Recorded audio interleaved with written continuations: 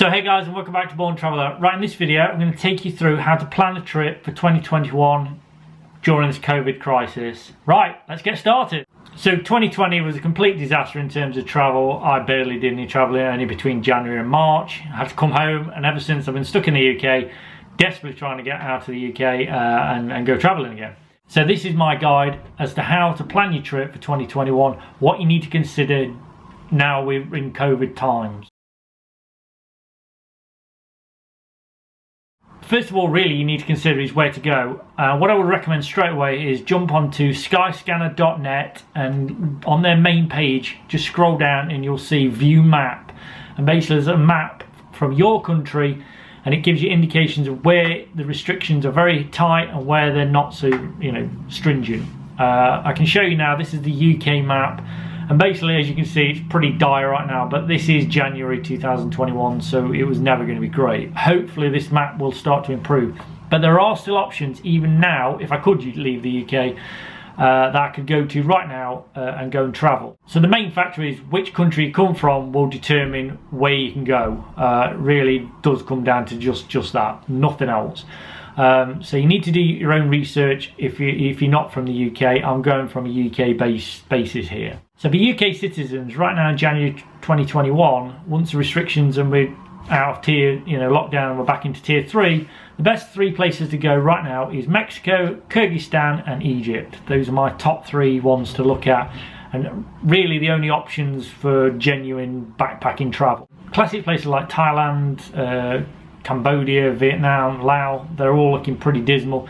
You can technically go to Thailand right now, but honestly the restrictions are still pretty heavy. You've still got to quarantine for 2 weeks, and to be honest, it looks like people who are actually already in the country, Thailand is locking down. The countries I've mentioned, there are restrictions going in, but there is no proper lockdown, and you are allowed to travel freely within the country.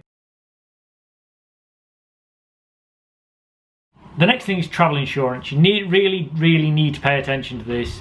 Most countries in the world now are asking for travel insurance. You cannot travel without travel insurance, so don't even think about going abroad right now without travel insurance. Because firstly, it's a really stupid idea to travel without travel insurance anyway, and secondly, most countries aren't going to let you in. A lot of countries are asking for valid travel insurance that's going to cover COVID-19. The companies I would recommend internationally are World Nomads and Safety Wings. Both of these companies are offering travel insurance for COVID, but there are limited restrictions on that. You may not be covered. You really do need to read the small print as to if that is covered under the COVID restrictions. I have watched a few videos on this, and there is no travel insurance company out there offering complete travel insurance on COVID. There are different levels. Some are satisfactory, some are basic. It might not cover you at all. It just depends on the circumstances. So really, you do need to read the small print, but it's going to depend on where you come from and where you're going to as to whether you will be specifically covered. So read the small print, guys, and make sure you're covered to some degree with COVID. So when you're talking about flights, we'll just do a hypothetical. I'm thinking of going to Kyrgyzstan next. So I would go to skyscanner.net and I would search for a flight. Now flights currently from March time are around £125 one way, quite cheap, through Pegasus, Turkish Airlines. The next thing you need to do is to go to the airline and look at the restrictions, look in detail of what restrictions there are. A couple of my friends were flying with Qatar out of London to Australia. And they thought they got all the paperwork they needed, but actually turned out they didn't. One of the bits of paper they needed wasn't there, and they weren't allowed to board the plane. So make sure you read the small print of the airline. The next thing you need to do, you need to look at the country itself and look what restrictions there are and what you need to do when you land. So for me, in Kyrgyzstan, all I need to do is get a PCR test 72 hours before I fly. That's a private COVID negative test basically, and that needs to be done by a clinic, not through an internet clinic. It needs to be done by a proper doctor or a pharmacy with a printed out certificate, or it can be through email, but make sure you've got a good copy of it, and I would get one printed out because they're probably going to want a copy of it. Kyrgyzstan aren't asking people to self-isolate or quarantine when you get there, which is brilliant. So as soon as you land, as long as you've got that negative test, you stay in the country and you can start traveling. I think Mexico is the same, as well as Egypt. I think Egypt, again, you need a PCR test, but again, these rules are changing all the time, so double check anything before you fly. The next thing you need to think about is visas and visa limits. Because there are so few countries where you can travel to, you need to be very aware of how long you can stay in that country. For example, Kyrgyzstan, as far as I can read by the rules, once you get into the country, you can extend your visa during these COVID times as much as you want. There's no real restrictions. I think that's the same for Mexico. But if you do need to leave, basically you've got a plan for where you're going next, because it's not like you can just cross the border into the next country. Actually, with Kyrgyzstan, you can go to Uzbekistan, but you've got a quarantine, so that's not too bad. But Mexico, I don't think you can go to the US, and definitely Guatemala and Belize overland is not looking good. You definitely probably have to fly.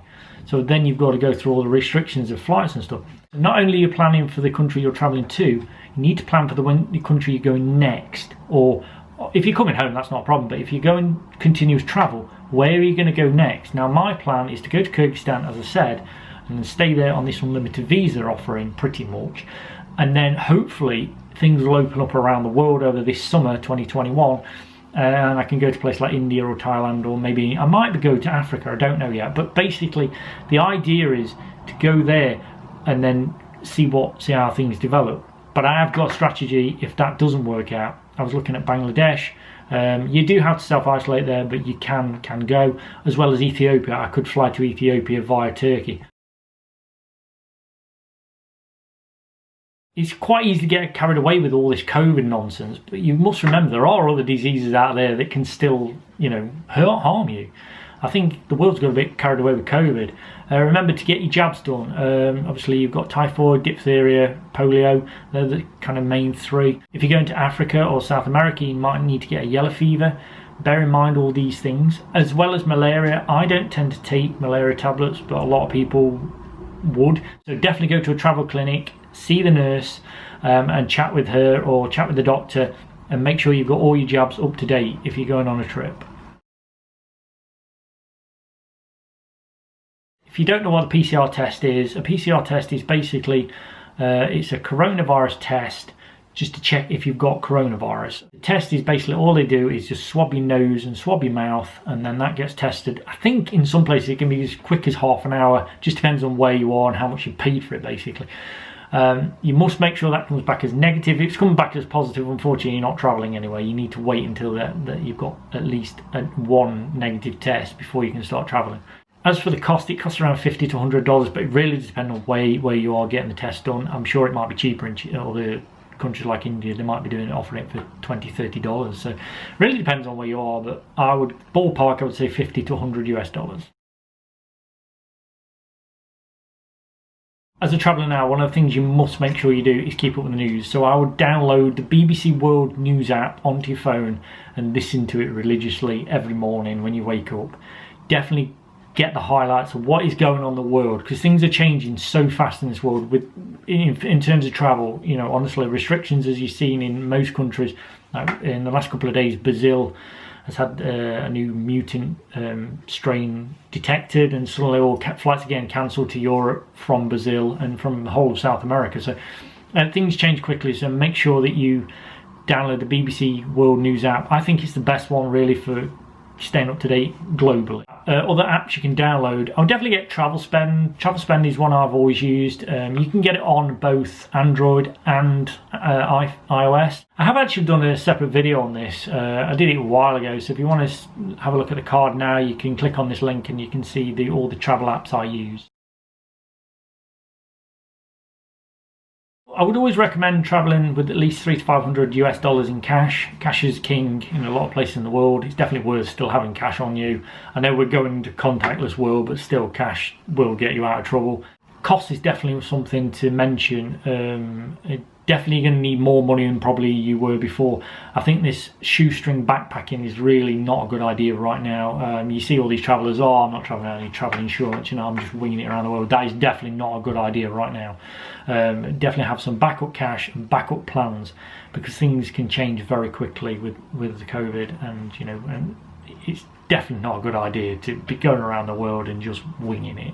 Make sure your passports and credit cards are all up to date, and I would travel with at least 2 cards. Try and travel with at least a MasterCard and a credit card, and especially in COVID times I would try and definitely travel with a credit card, because even though you can double check your travel insurance, it still might not be valid. I think this is one of the main things to remember, is when you're traveling right now, travel insurance is extremely dodgy. I mean, extremely dodgy. When you're booking a hotel, I would use booking.com. Always use them. Pretty much the best you can use, and the more you use them, you get the Genius upgrade. I'm on level 2 now, which is pretty much the highest you can go, but you do get discounts and stuff, and I'm definitely benefited from that around the world. I'd check out Airbnb as well, and I would use a combination of both. What I would recommend is, during these COVID times, definitely book the first couple of nights on the place you land in, you know, wherever you're flying to, because during COVID, one of the things they're going to ask is, where are you stopping? We need contact details. I think that's the thing as well. Definitely have a mobile phone number handy. So have the address of where you're stopping, and have a mobile phone number that they can contact you on. So the first one is, always carry your own cutlery. I wouldn't travel now and use foreign cutlery. Just have your own spoon, knife and fork with you. Or I just have a plastic spork, but just take that to the restaurant with you and eat with that. There's no point in taking extra risk in using other people's cutlery. It's quite an easy way to catch COVID, and to be honest, it's an easy thing to do, just to use your own cutlery when you're eating. I just think it's really easy, and it's not going to cost you barely anything. Obviously, always have masks on you. I'd at least have 2, 3 on you, just in case you lose one. I'm quite good at losing masks, so I always have at least 2 on me, because you don't want to be in that situation where you're in a shop or you're trying to get something, you haven't got a mask on you, you can't enter the place. So yeah, definitely always have 2 or 3 masks on you. I think the next one is to get one of these. It might sound a bit extreme, but definitely get some kind of water filter bottle. I think now, with the way the world is, things can disintegrate pretty quickly, and having access to clean water may be a problem. So always carry a water filter bottle of you. If you're thinking on being extreme, if you think about what happened in India in kind of March and April, they locked the whole country down, and you weren't allowed to leave your hotel for any reason. Now, some of the travellers were complaining they had no food, no water. If you had one of these, at least you could fill your water bottle from the tap, because there's still water still running, but because you can't drink it. But if you had one of these, at least you've got water. Food, yeah, you can survive without food, but you can't survive without water.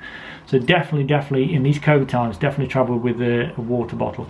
I've done a separate video again on this, so it's on the top right hand corner on this particular bottle. It's this Life straw. So final thoughts, guys. I think 2021 will be eventually okay for travel. I think you're going to see quite quickly, as we get into March and April, things opening up around the world and things changing quite quickly. The vaccines are being rolled out pretty fast, and I think attitudes and everything should be, by the summer, a lot more relaxed than they are now. I think it's just because it's winter and it's flu season, everyone's kind of I wouldn't risk probably booking flights right now. I'd wait until probably maybe end of Feb, and then just see how things go. But I think as things open up around the world, then I think things will get better. I hope you enjoyed the video, guys. If you've got any comments, please leave them below. It is difficult to think of everything. I'm sure I've missed something. Please remember to subscribe to the channel and turn on the notification button, and I will see you next time.